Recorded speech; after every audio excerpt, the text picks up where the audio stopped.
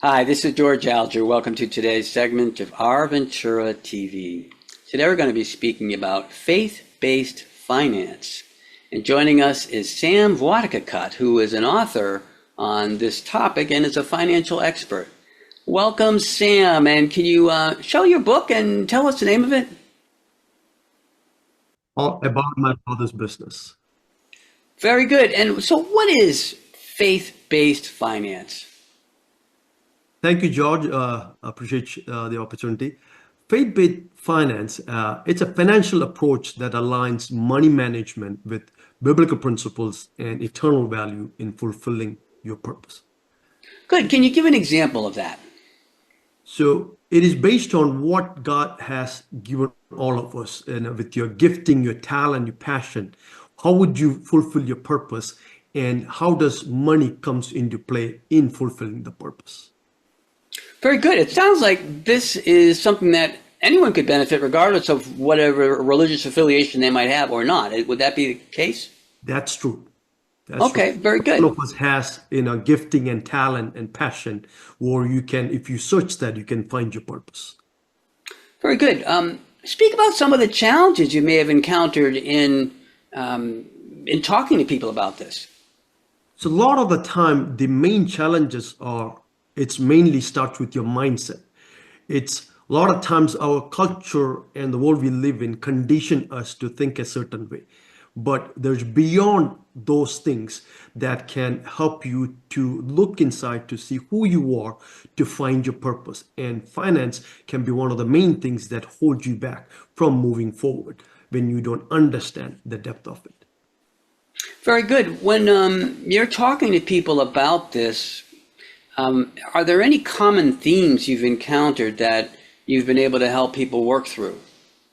Yes, regardless of what you believe, money is more than just the tangible things, and wealth is more than just the material things that accumulate. Wealth is built in you, and you are worth more than just the money. It's not just the net worth, but it is your value that God has created you. That's what I teach on the faith-based finance more.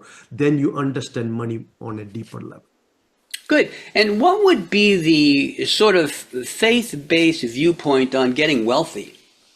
So based on faith-based finance, I use the ancient biblical principles. There's over 2,000 of those that we can use to understand what has held the value of money for people and how one relate his work based on his talent and gifting for that. And a lot of times it's a mindset that holds you back from accumulating wealth based on what is already in you, and let that be refined to create value for others. Very good. Now, could you elaborate a little bit further on what that means by the mindset that's holding them back? A lot of times, if you are not grew up in a wealthy, in a family or a culture, a lot of time you don't feel valuable if you don't have enough money per se in the bank. But money is just temporary tool. It's how you think about yourself and the value that you create that is truly the wealth that is in you. Very good.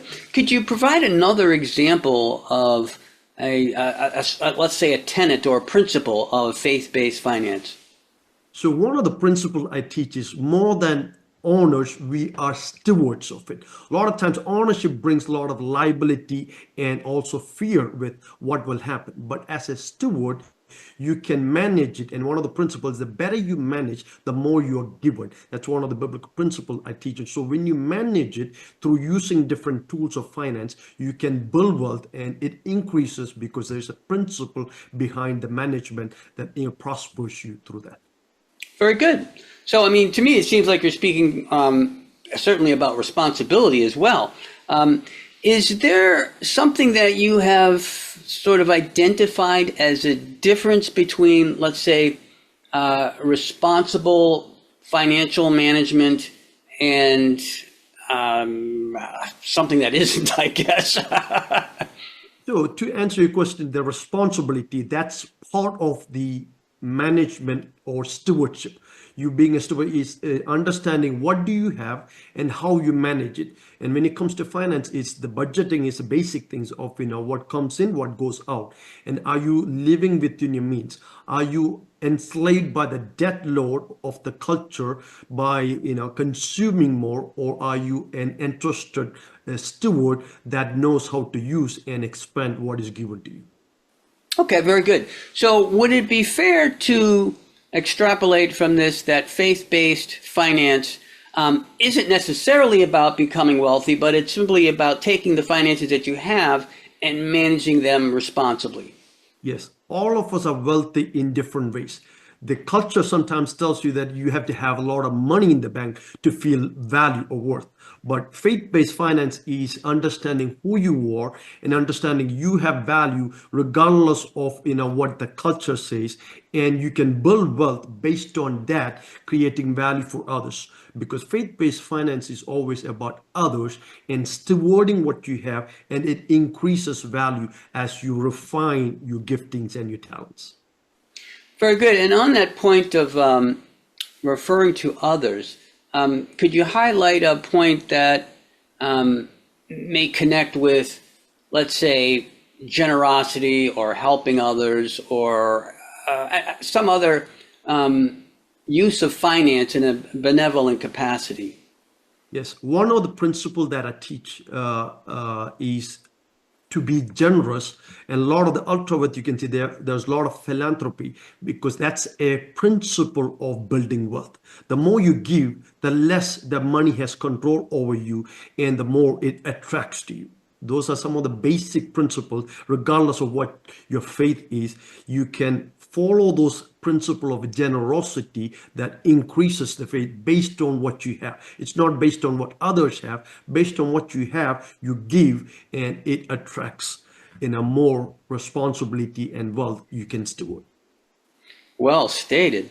Sam, I'm wondering if you could provide a website that viewers could go to for more information. And do you have a summating message for our viewers before we wrap up here? Yes, my website is aboutmyfathersbusiness.life, and also the financial education site I use is optimalwealthstrategygroup.com. You steward your wealth and it will increase, and it attracts because of your principle of stewardship that you put your foundation on. Thank you very much, Sam. We're going to end off here.